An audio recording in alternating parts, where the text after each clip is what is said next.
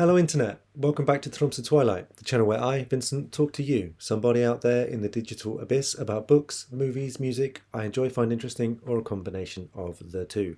And recently I said I might do a video about Percival Everett's book, Erasure. This is that video. So I read Erasure a couple of weeks ago. I'm going to say right up top that this book is amazing. I love it. So that's what I'm going to be talking about. Why I like it, what I thought about it. It's the first book I've ever read by Percival Everett. I'm aware, because of this ugly thing in the corner of the cover, that there is a film, American Fiction. I'm told it's very good, but I haven't seen the film. If you've seen the film, feel free to let me know in the comments what you thought of it. So, Erasure, I'll be talking about the story. I'll try not to have major spoilers, but please, forgive me for telling you some of the plot points. If I don't do that, there'll be no video. It's about a character named Thelonious Ellison, and his nickname is Monk. For those of you that don't know, Thelonious Monk is a major Black American musician and composer. He was a jazz pianist known for introducing some very avant-garde tendencies into sort of post-bop jazz music.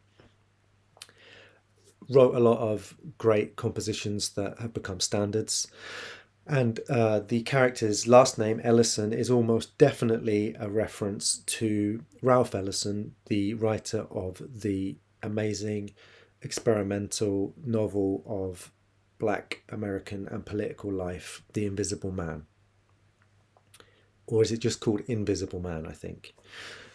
Now, you can tell just from the name of this central character that this book is going to be about Black American art, creativity, and it's also a book about Black American art and creativity in relationship to wider American cultural life and the industry around culture, cultural production, and how Black artists, musicians, creators, writers are positioned and boxed in within this.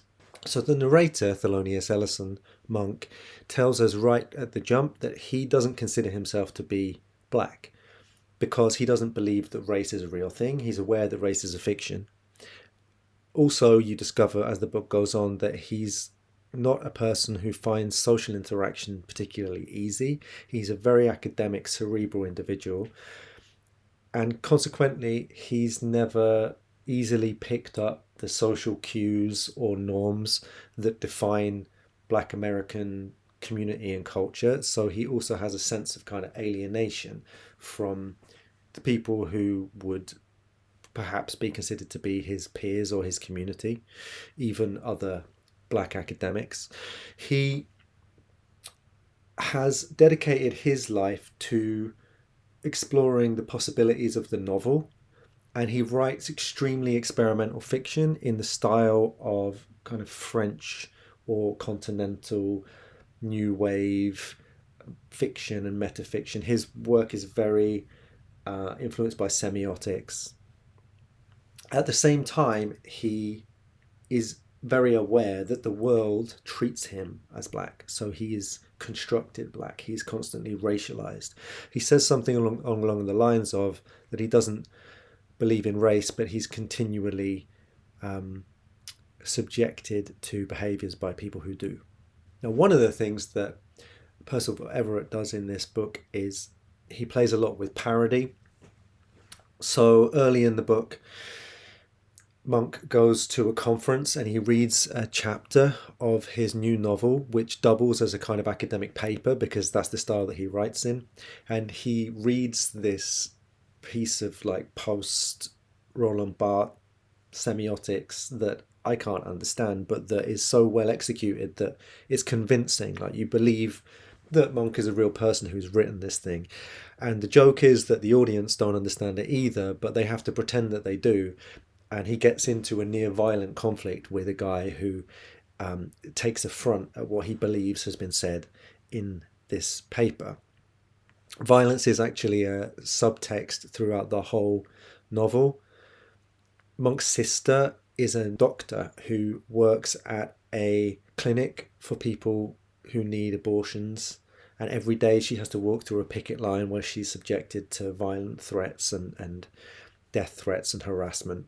In the context of all of this, somebody has written a novel in a ludicrous stereotype version of African American vernacular. The novel is called something like Eyes Lives in the Ghetto or something. And this has been published and it's received an enormous amount of attention and press. It's on the equivalent of Oprah Winfrey. All of the mainstream white media are talking about this novel. And Monk is deeply offended, not only because this novel and its reaction are deeply racist and stereotypical, but also because he's dedicated his life to the art of the novel and considers this to be an artistic affront. At the same time, he is in a situation where he very much needs money and his life is becoming increasingly stressful for reasons I won't go into because you might want to read the book if you haven't. And out of this sense of anger, frustration, but also need, he writes a parody novel which is from the perspective of a young man whose name is Van Gogh.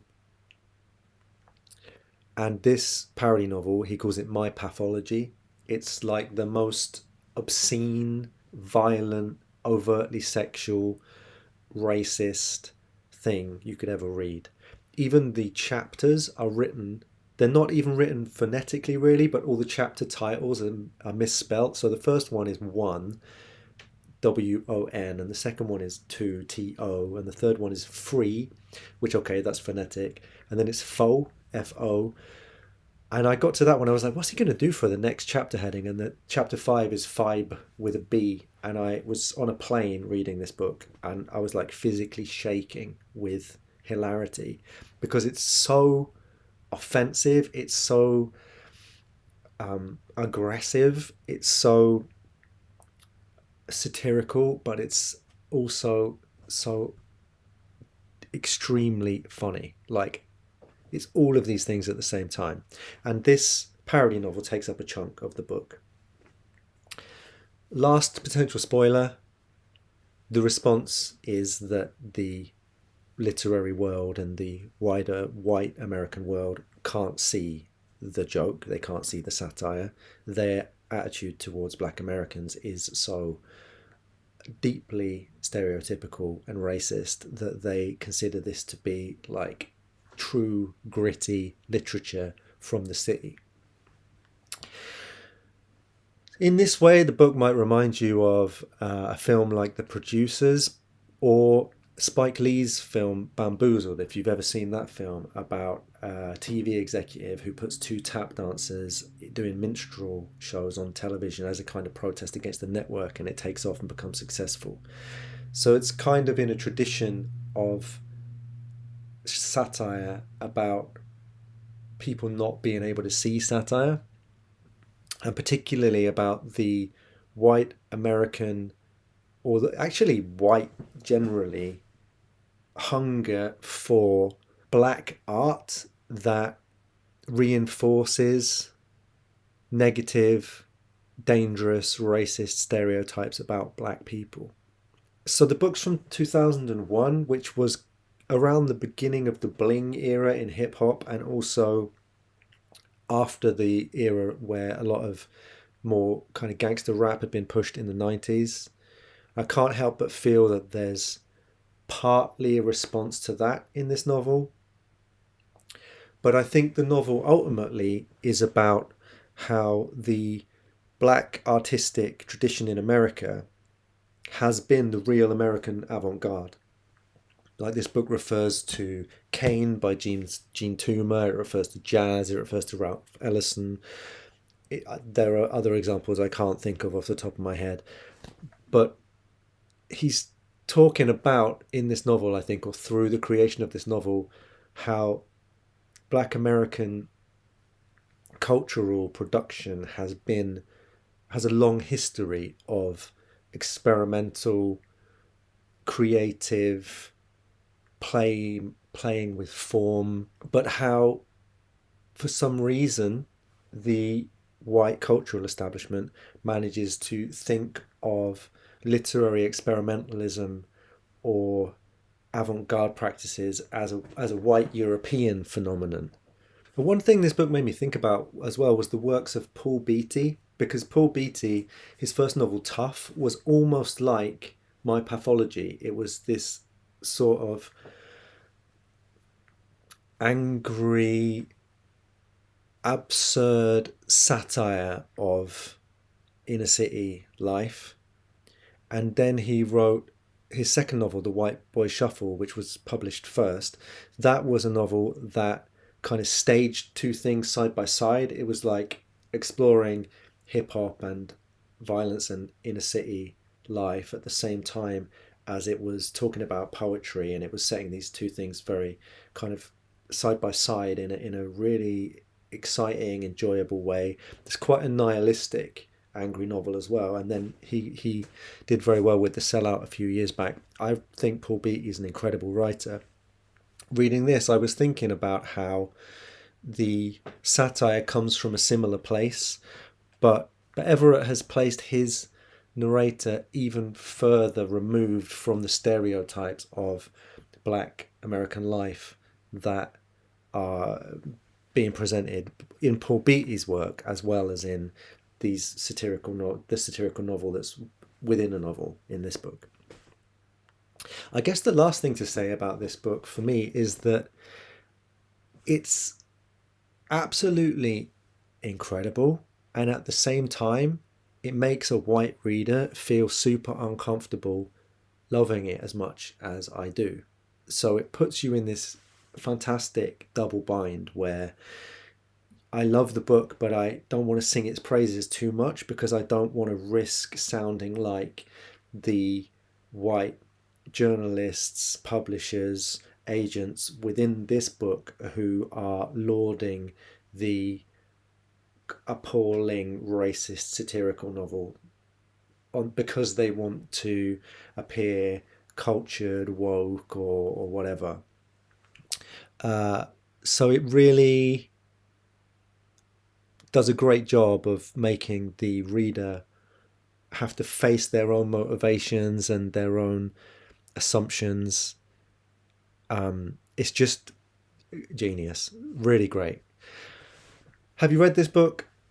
If you did, what do you think of it? Have you read any other books by Percival Everett? If you have, can you recommend me one? I'd love to read more of his work. I think that's it for now for this book. I'm sure there's loads I didn't touch on, but those were the things that I had easiest accessible when I was trying to remember what I thought about it. Thanks for listening. I'll see you again soon. Subscribe if you like. Be happy either way.